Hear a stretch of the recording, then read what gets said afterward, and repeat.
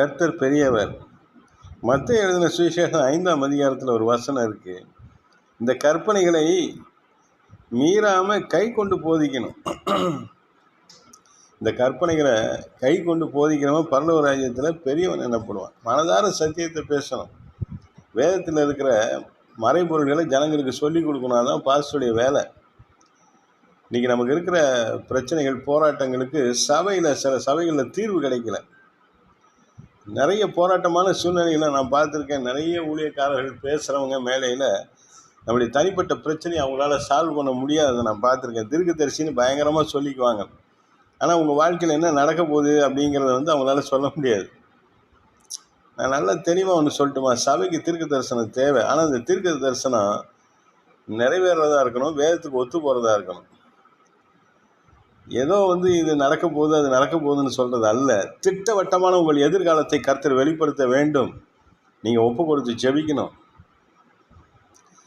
சத்தியத்தை கை கொண்டு போதிக்கணும். நம்ம இன்னைக்கு இந்த பைபிள் வசனங்களை, அந்த கர்த்தருடைய வார்த்தைகளை, அந்த கற்பனைகளை கை கொள்ளணும். வாழ்க்கையில் அபியாசப்படுத்தணும்.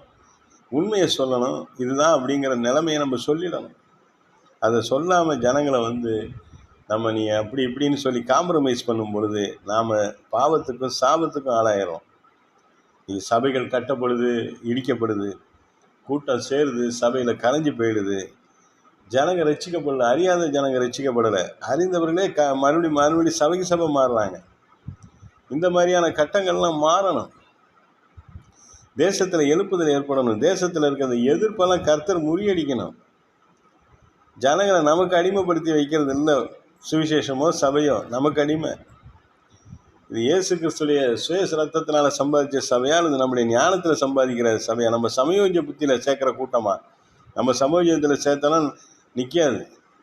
கர்த்தருடைய ரத்தத்தில், இயேசு கிறிஸ்துவ ரத்தத்தில், அந்த சுய ரத்தத்தில் சம்பாதிக்கிற சபை என்னைக்கு அந்த ஜனங்க என்னைக்கு கர்த்தருக்குள்ளே நிலச்சி நிற்பாங்க. நம்மள்கிட்ட இல்லாமல் இருக்கலாம், கர்த்தருக்குள்ளார அவங்க நிலச்சி நிற்பாங்க. இதுதான் சத்தியம், இதுதான் உண்மை.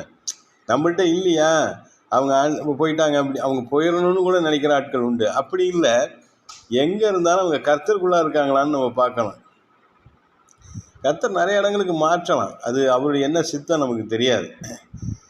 சத்தியத்தை நம்ம கை கொண்டு போதிக்கும் பொழுது நமக்குன்னு உரிய ஜனங்களை கர்த்தர் கொடுக்க வல்லவராக இருக்கிறார். நீங்கள் உங்கள் வாழ்க்கையில் அந்த சத்தியத்தை கை கொள்ளுங்களேன். உங்களுக்கு எதிர்காலத்தை கர்த்தர் உங்களுடைய நேராகவே பேசுவார். இல்லை, எந்த ஒரு கூட்டத்தில் நீங்கள் போய் சபையில் ஆராதனை உட்காந்தா கூட உங்களை கொடுத்த வசனம் அங்கே மேடைக்கு வந்துடுமே. உங்களை கொடுத்த வார்த்தை அங்கே டான்னு வருமே.